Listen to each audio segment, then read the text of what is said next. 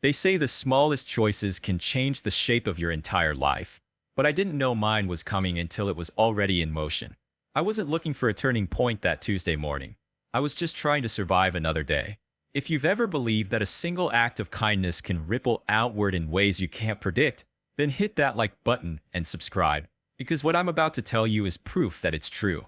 The day it happened, the sky over our small town was the color of old tin, flat and dull, threatening rain without the courtesy of actually delivering it. I'd been running late all morning, half awake, fumbling through my routine in the cramped apartment I shared with my 10-year-old son, Caleb. My coffee was cold, my phone kept buzzing with unpaid bill reminders, and my shirt was stained with a smear of motor oil I hadn't noticed before leaving for work. I remember feeling that prickly kind of tired where your eyes burn, but your mind won't slow down, constantly juggling numbers and deadlines in your head. Caleb had forgotten his math homework again, so we doubled back to the apartment before finally making it to the grocery store, my last stop before dropping him at school. Inside, the store's fluorescent lights buzzed faintly, casting that lifeless glow over everything.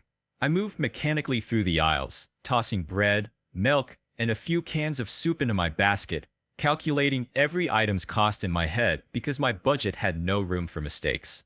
My wallet, an old brown leather one my late wife had given me on our 5th anniversary, was heavy in my back pocket, filled with $1,200 in rent money I'd pulled from the bank just an hour before. I didn't even think about it. The bills were folded neatly beside my license and the one photo I had left of her, the edges worn soft from years of handling.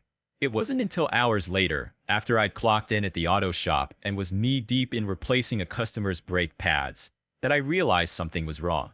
I reached for my wallet to grab my lunch money and felt nothing, just the hollow press of denim against my palm. The world seemed to narrow around me. My hands went clammy.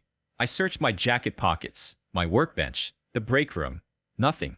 That rent money was our safety line, and without it, we'd be one more month closer to losing the apartment. Panic settled in my chest like a weight I couldn't shake.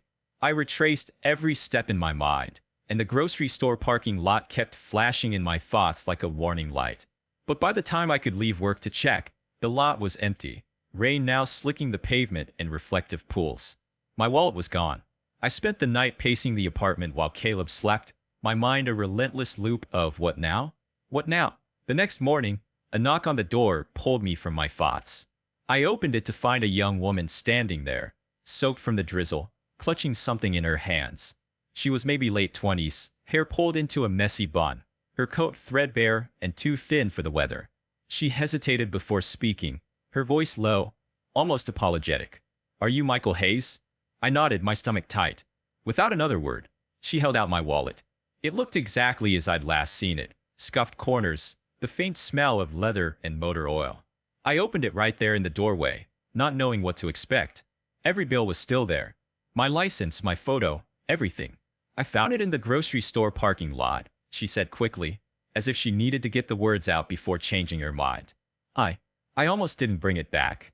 Her eyes flicked to the ground. Shame and exhaustion etched deep into the lines of her face. "My rent's overdue. My kids haven't had a real meal in days." Her voice cracked, and she swallowed hard before continuing. "But I thought, if it were me, I'd want someone to do the right thing." I just stared at her for a moment, the words sinking in. She had been standing at the same crossroads I might have failed at, had the roles been reversed, and she'd chosen honesty. "Thank you," I said, my voice rougher than I intended. "You didn't have to do this." She shook her head. "Yeah, I did." I tried to hand her some cash, at least enough to cover groceries, but she stepped back like it burned her. "I didn't do it for a reward," she said, her gaze meeting mine with a quiet defiance. "Just take care of your boy."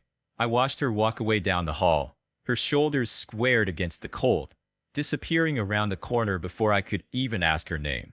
I closed the door and stood there for a long time, wallet still in my hands, feeling the strange weight of it. Not just the money, but the meaning. That night, while Caleb told me about his day, I found myself distracted, picturing her face, the hollowness in her cheeks, the way her hands trembled slightly when she spoke. And somewhere deep down, past the constant drumbeat of my own struggles, a thought began to take root.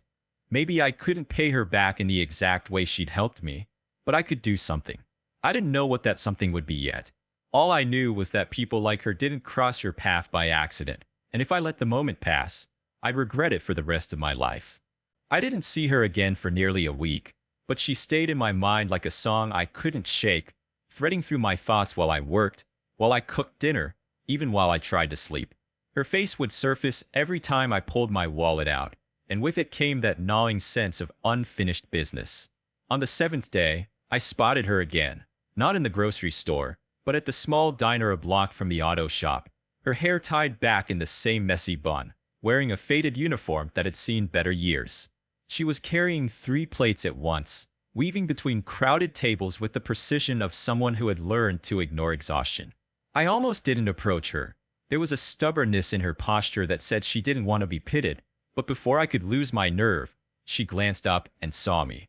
For a moment, her eyes widened, and then they softened in recognition. "Michael, right?" she asked, sliding a plate of pancakes onto a table before walking over. "You here for lunch, or just following me?" There was no accusation in her voice, just a guarded humor that told me she was used to keeping people at arm's length. I smiled awkwardly and said I was here for coffee, which wasn't entirely true, and sat at the counter while she poured it. Between orders, we talked. Her name was Rachel. She had 2 kids, 8 and 5, both in school, and she worked double shifts most days. This diner in the mornings, a laundromat in the evenings, because it was the only way to stay even remotely ahead on bills. She didn't say it outright, but I could hear the strain in her voice when she mentioned overdue rent, how sometimes dinner for her meant skipping so her kids could eat more. The longer she spoke, the heavier my chest felt. This was the woman who'd handed me back over $1,000 when she didn't have enough to keep her own lights on. When she walked away to refill a customer's coffee, I sat there thinking about the small acts that had kept me afloat since my wife died. Neighbors who'd dropped off meals, friends who'd slipped me $20 for gas, and how many of those acts had come when I least expected them. By the time she came back, I had made up my mind. I wasn't going to just say thank you. I was going to make a difference, whether she liked it or not. Over the next week, I started small. Her car, a dented old sedan that coughed black smoke when it idled, appeared outside the diner one morning, and by the time she finished her shift, I'd had it towed to my shop. I replaced the cracked timing belt, fixed the brakes, and changed the oil. Cost to her nothing. She tried to protest, her voice sharp, but I told her it was already done and the bill had been covered by someone who owed me a favor. The truth was, no one had paid me back. I'd eaten the cost myself, and it was worth every cent just to see the flicker of relief in her eyes. Then came the groceries. A friend of mine who ran the food pantry helped me put together 2 boxes of staples, cereal, pasta, canned goods, fresh vegetables, and I left them on her doorstep with a note that simply read, "No strings. Just thanks." She confronted me about it the next day, arms crossed, chin lifted like she was ready for a fight. "I told you I didn't want a reward," she said. "And I told you this isn't a reward," I replied. "It's a choice. You made one for me when you could have made the easy one for yourself. Now I'm making one for you." Something in her expression shifted then, like she wasn't sure whether to argue or let the moment pass. She didn't thank me, but she didn't give the groceries back either. Little by little, the wall between us began to crumble. Caleb and her kids, Eli and Sophie, met one Saturday when I invited them to the park. Within minutes, the 3 of them were chasing each other through the grass, their laughter carrying across the field like music. I saw something in Caleb that day I hadn't seen in a long time, a lightness, a joy that had been missing since his mother died. Rachel noticed it too. I could tell from the way she kept glancing over, her lips curling into a smile she didn't try to hide. After that, our paths crossed more often. Sometimes it was planned, a coffee here, a quick meal there, and sometimes it wasn't, like when she stopped by the shop with a batch of muffins for the guys that she swore she'd baked just to use up old bananas. I knew better. Each time we talked, I learned more about her, how she'd grown up in foster care, how she'd sworn her kids would never feel unwanted the way she had, how she carried her struggles in silence because she didn't want anyone thinking she couldn't handle them. The more I learned, the more I realized she wasn't just someone who'd done me a favor. She was someone who understood, in her bones, what it meant to fight for your life one day at a time. And maybe that was why I couldn't shake the feeling that she was meant to be in mine. I didn't tell her that yet. Some things you don't say too soon. Instead, I just kept showing up, the way she had for me without even knowing it. What I didn't realize then was that a test was coming. One that would push both of us further than we'd ever been pushed before, and force us to decide exactly how far we were willing to go for each other. It was a Thursday evening when my phone rang, Rachel's voice trembling on the other end. She'd been let go from the diner after missing 2 shifts to care for Sophie, who'd come down with a high fever. "I'll find something else," she said, trying to sound steady. But I could hear the fear in the pause that followed. I told her to wait for me, then drove through the drizzle to her apartment, Caleb in the passenger seat. We found her sitting at the small kitchen table, the kids coloring quietly beside her, a half-empty box of mac and cheese cooling on the stove. "You're coming with me," I said, before she could argue. The community garage I'd been helping to expand was nearly ready to open, and the owner, an old friend, was retiring. I had already agreed to take over as manager, but the office side of things was a mess. "I need someone I can trust to run it," I told her. "The pay's better, the hours are steady, and you can bring the kids if you need to." She blinked at me, disbelief chasing across her face. "Why would you do that for me?" I thought about the day she'd knocked on my door with my wallet, the way she'd walked away without taking a dime, and how that single choice had changed the course of both our lives. "Because you didn't keep my rent money when you could have," I said. "Because you proved who you were when no one was watching." Rachel took the job, and within months, the garage was thriving. Part business, part neighborhood anchor, where people who couldn't afford repairs got them anyway. Our kids grew up alongside each other, the lines between her family and mine blurring until they didn't exist at all.